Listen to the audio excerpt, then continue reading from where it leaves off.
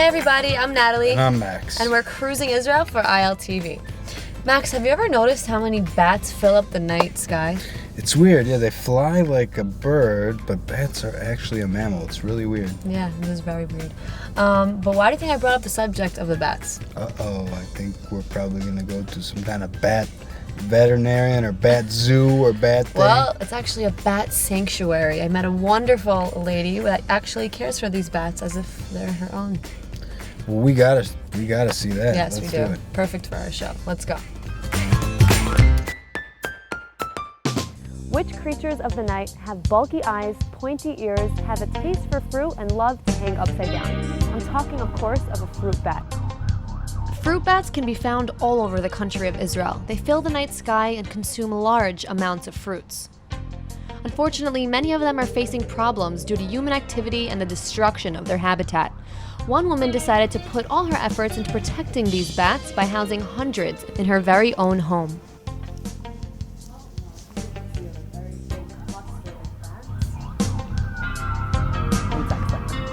Meet Nora, a foster mom to helpless bats that were brought to her from all over the country. She nurses baby bats and injured bats until they're ready to be released back into the wild. But before her commitment to the bats began, Nora did everything in her power to help pretty much any animal in need. In the beginning, I started to foster dogs and cats, and then rescues, and then it became also donkeys and sheep and everything, everything that needs help, I used to take to my place. So yeah, it's a fox, a dog, a bat, a cat, a crow. You had to kill all these animals? Yeah. This one has 2 broken wings. The dog one I stole from junkies. Between all the animals, there was also bats. I never paid too much attention, I treat and I set free like all the other animals. And then one day I got a phone call about a baby bat. And she wasn't the prettiest bat or the smartest bat, but she was my bat. And I fell in love with her totally. One day it became to 90 bats in the middle of an apartment in Florentine in Tel Aviv. The fruit bat is not a protected species in Israel, therefore they do not get the same treatment as the other animals, so Nora took it upon herself to be responsible for them. We have here approximately 300 bats. Most of them are the wild bats that can go outside. We also have something like 20 bats that are hospitalized in the clinics or foster homes. Nora also shelters around 5 baby bats, which need the most attention. The baby bats need to get fed every 2 hours. A special kit is given to each foster mom, which contains a special milk, paraffin oil, and rice water. We're helping them to make poo and pee because we don't know how to do alone, just like kittens, baby kittens. We have 24/7 hotline. People call us from all over Israel, also one time from Lebanon. We're working on volunteers only, so it's a little problem, but I have a special map with all my volunteers and clinics that are helping us. And then I call the closest volunteer that there is. And they go and pick them up? Yeah, and they go and take them, and then they send me a video, and then we see what is the condition of the bat. So in just a few months, these baby bats get transferred into the first cage where they strengthen their immune system and socialize with the other bats.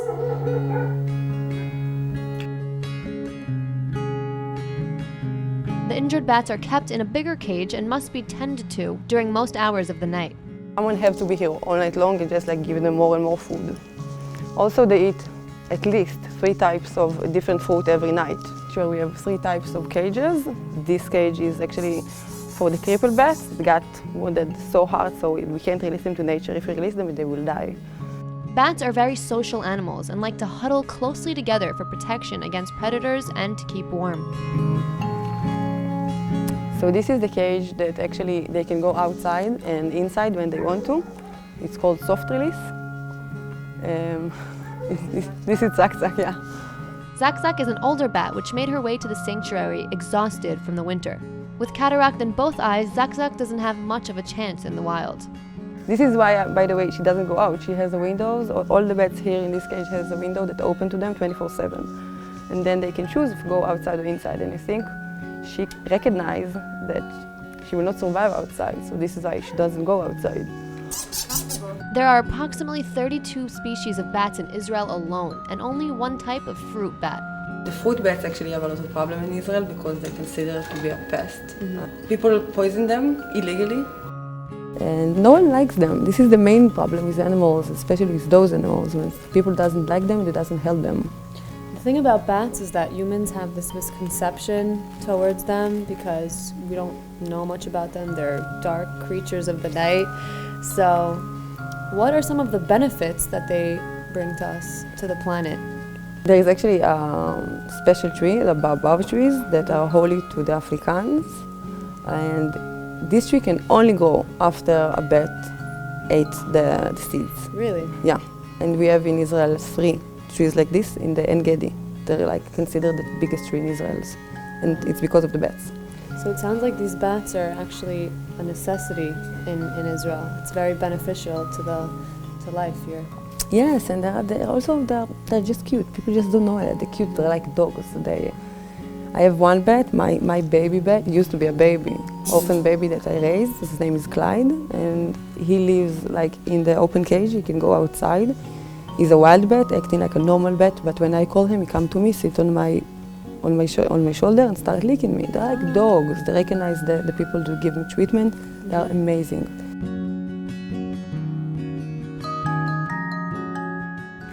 Max, have you ever heard of wine therapy? Wine therapy. Does that mean like you go to a therapist while drinking wine, or does that mean you just kind of drink wine till you forget about all your problems? A little bit of both, Max. But the spa that we're going to, uses the wine as part of their treatments. They use the wine as part of the spa treatments? Exactly. I think people might be interested to see that. We better go check Let's it go. out.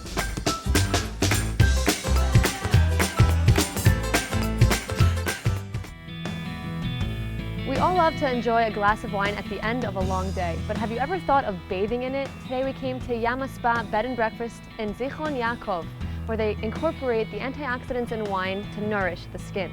The lovely and vibrant town of Zichron Yaakov is the oldest town in the modern history of Israel. It is home to Israel's top vineyards and has a magnificent view of the Mediterranean coast. It's a very, very peaceful area, lots of things to do, not far from Tel Aviv. So where else but the wine capital could you find the first ever wine spa? The family-run boutique wine spa offers unique wine treatments that consist of high-quality ingredients unique to Israel. The quality of the ingredients is like nothing you've ever felt. It's a very high-quality, organic essential oils, grapeseed oil. Everything here is very, very, very, very good for you. So before we start the treatment, the Yama treatment, which is our signature treatment, I start by crushing the grape seeds with Dead Sea salt, essential oils, and of course grapeseed oil. Crush it all together.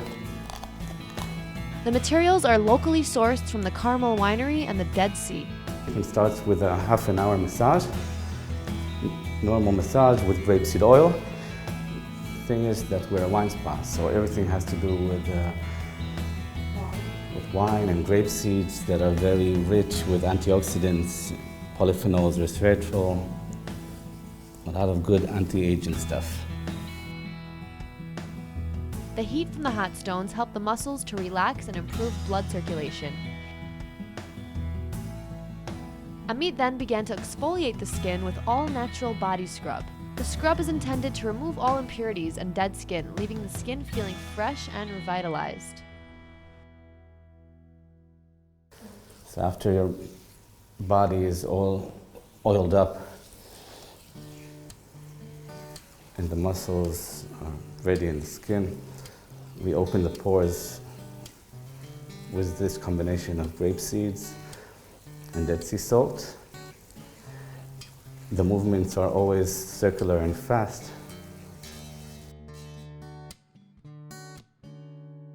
So I just finished my body scrub made with Dead Sea salts and grape seeds, and wow, does my skin feel rejuvenated. Now it's time to head to the wine bath. Now, the idea to combine wine and a warm bath is what really drew me to the spa. And to top it all off, its ingredients are actually pretty beneficial for the skin. Ooh, this is nice. And this view is magnificent. Wine? Sure. This is It's really a one-of-a-kind experience. I can feel all the oils on my skin. So what are the materials used? It's mostly secret. So the main ingredient, of course, is wine. It has grapeseed extract, grapeseed oil. It has emulsifiers. It has very, very good essential oils. The juices, oils, and extracts of the Merlot grapes absorb into your skin as well as into the body. This is actually the reason why we open bed and breakfast. Because people, after having the wine bath, usually they get out a bit tipsy and they say, "Oh, I wish there was a room." So after massage and after this wine bath, people usually they need a rest. Amit figured that if a glass of wine is so good for you on the inside, then it has to be pretty beneficial for the outside as well. Cheers, Amit. Cheers. It's good wine. It is. So you guys utilize the ingredients in wine among other Israeli materials in your treatments. How is this beneficial for the skin? First of all, wine and grapes have a lot of very potential antioxidants, resveratrol, polyphenols, some very difficult names that are considered to be very, very good. When we felt like we knew everything there is to know about wine and grapes and antioxidants and anti-aging and natural cosmetics, we opened the wine spa. So Natalie, how did that spa experience? You feeling rejuvenated? Amazing. My skin feels so smooth. I had a great time. Well, that's good because that means you'll be able to relax on the way back to Tel Aviv. Yep. Can't wait to get back. We're going back to Tel Aviv, but we have another thing planned. We do? Yes, we're going to the Jewish Museum. The Jewish Museum. Museum of the Jewish People. Museum of the Jewish People. Exactly, where they showcase 2,500 years of Jewish identity. So Wow, I can't believe we've been doing this show for so long and we never made it there yet. There's so many things That's we true, haven't done Max. in this country. It's Exactly. amazing. All right, Let's go.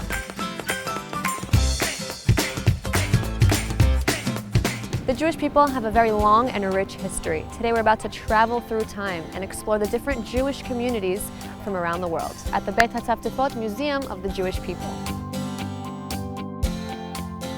Beit HaTfutzot is situated in the campus of one of Israel's leading academic institutions, Tel Aviv University.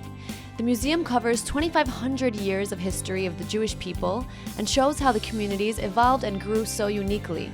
The museum's new wing consists of 5 brand new galleries. The main gallery is the synagogue hall. It consists of our renowned collection of synagogue models. It's the one thing that people who have visited Beit HaTfutzot through the years always remember.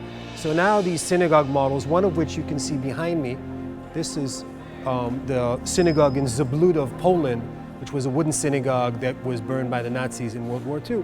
So this is one of 22 models that we have here, and it's a celebration of the way the Jewish people have congregated through the ages up to today's modern forms of congregation.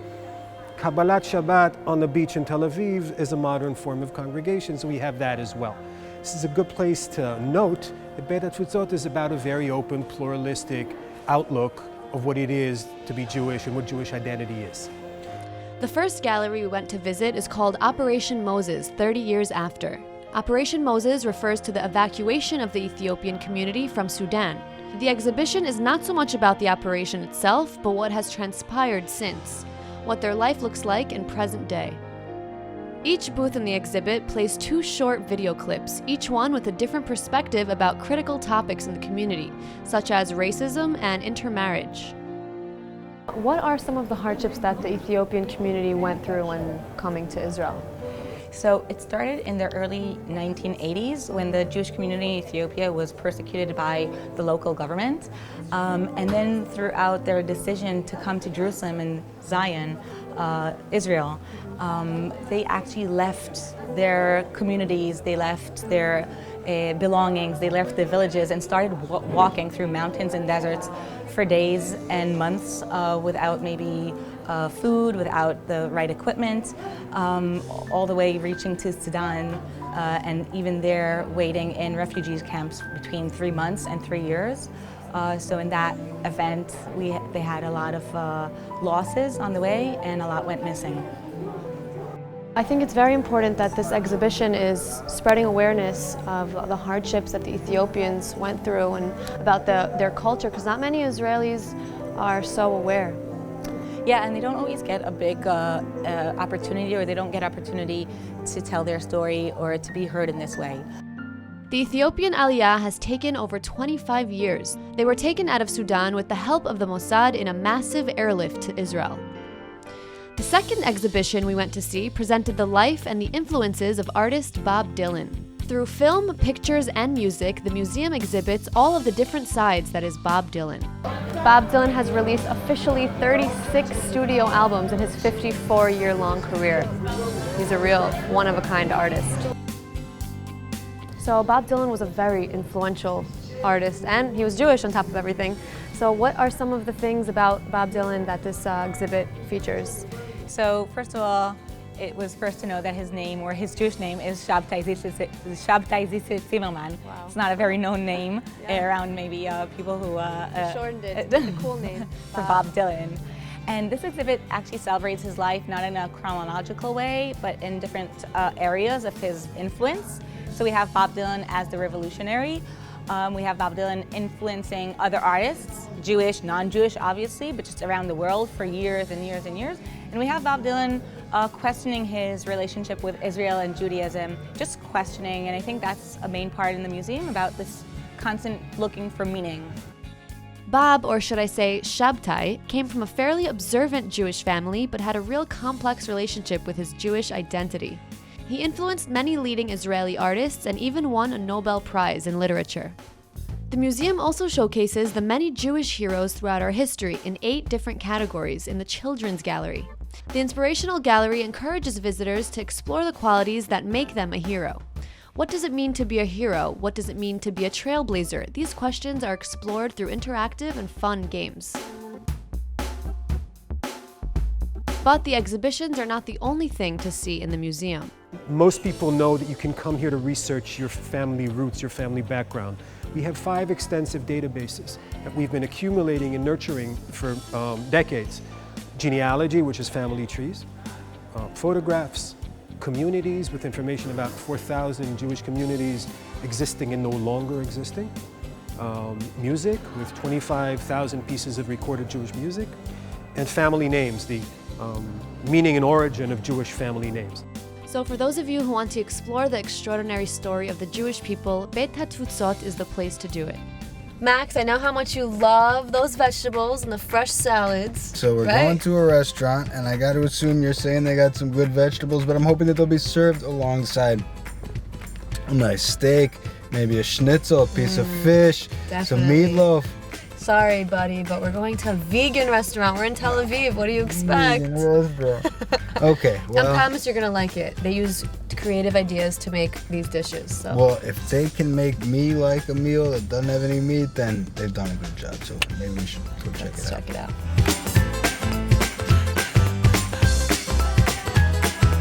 Central value at Restaurant Anastacio is to serve hearty and healthy food. It is the very first vegan cafe in Israel and will leave you feeling nourished and energized. Let's check it out. Veganism has come a very long way in Israel, especially in Tel Aviv. The plant-based diet has become a trend in recent years. With some restaurants focusing more on the culinary aspect and some on the fast food, there are a plethora of vegan options all around the city. Restaurant Anastacio is the center of it all, situated in the heart of Tel Aviv. They offer high-quality, health-focused, and super nutritious food. But it's not only about the food for the restaurant owners. This is our activism, basically. This is our way to make, in our own humble, small way, a change in the world that we live in. So there's a lot of thought behind this place. It's not only about the culinary aspect of what will be tasty or cool and will attract people. It's about the soul of this place, the vision to bring food that is healthy for human beings, that is good for this planet, and that supports freedom for all beings. The extensive menu offers vegan, raw, and gluten-free options which contain some serious nutrients. The menu is created to appeal not only to the vegan crowd, but rather for the people seeking lots of color and freshness into their dishes. Everything here looks delectable, amazing, colorful, fresh. Tell us what we have going on here. This is the shakshuka. This is the shakshuka, and the shakshuka is traditionally made from tomato sauce and eggs. Here the egg yolks are made from polenta, tofu, and almond milk. We have also turmeric in it, and the same salt, the kala namak salt that gives it a bit of egg taste. Yeah, and the texture, it's amazing.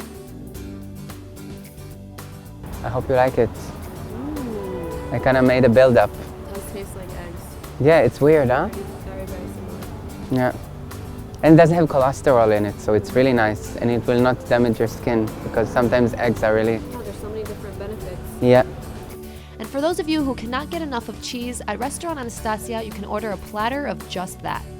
We have camembert, so it's kind of like a blue cheese, basically. And it's vegan, it's amazing. Dill and garlic cream cheese, labneh. This labneh is traditionally goat cheese, basically, but here it's made from cashews. And we have the cottage and brie with pecans. It's amazing. Brie with pecans. You would Yeah. never guess that this is all dairy-free. Yes. So what I really love about this table right now is everything is very colorful and fresh, and this is what I love about vegan food. So the myth that vegan food is just dull, bland, boring is just a myth. It's just a myth, and I think that maybe it was true maybe decades ago, but now being vegan is connecting to life and being in tune with everything that life has to offer. We cater for raw foodies, raw vegan. We cater for people who suffer from celiac or people that prefer not to eat gluten, with people that are diabetics because we don't use sugar in our menu. Most of our customers are carnists. Most of our customers are people who usually on their daily life eat also meat and eggs and cheese because they just want to come here and eat good, healthy food. Although the food is delicious, the shakes on the menu is what the restaurant is known for. The Orange Power smoothie, along with the rest of the smoothies on the menu, contains lots of different superfoods which provide the perfect fuel to get you through your day. It's very good. I love that it's crunchy, tangy. I could definitely see it being a big hit in the summertime. Yeah. People come here, take it to go, go to the beach. Takeaways, to the beach. It's really close to the beach. This is called the gnocchi spirulina. I think our best seller, if you can say, especially on summer days, as it's very hot. People are rushing in the restaurant and asking for it. So it's based on almond milk, again, that we make here ourselves, and it has dates, bananas, pineapple, and spirulina. And spirulina, it's a blue-green algae that grows in sweet water. Where did the name of the restaurant, Anastasia, where did this come from? Anastasia is the main character of a book, a series of books called the Ringing Cedar series. And it's about a woman that is very connected to life and to animals. She also talks to animals, and there are actually a lot of communities that are Anastasia inspired around the world. So maybe we didn't raise here a farm of plants, but we try to make our restaurant, our cafe, Anastasia Cafe, in the spirit of this book. It's very nice. Yeah. Do you have this on display? Do you sell it? We have it on display, actually. We have a library that our customers can borrow books. We have a list. Yeah, and it's about food, about healthy living, and also we have the series of Anastasia as well. So you're much more than just a restaurant. We're much more than just a restaurant. This is a place of community. This is a place when people come together and meet. You even have the option to take some of the health foods with you home and make your very own healthy meal. We have superfoods, a huge range of vegan chocolates. We have vitamins. We even have some dog foods. And of course, everything is fully vegan. We have some gluten-free options, sugar-free options. So whether you are or aren't vegan, the health-focused food at Restaurant Anastasia will definitely leave you wanting more. Well, that's it for us this week, folks. Thanks so much for joining us here at Cruising Israel. Don't forget to catch us next time as we cruise the country and show you the best Israel has to offer. Bye. Bye-bye.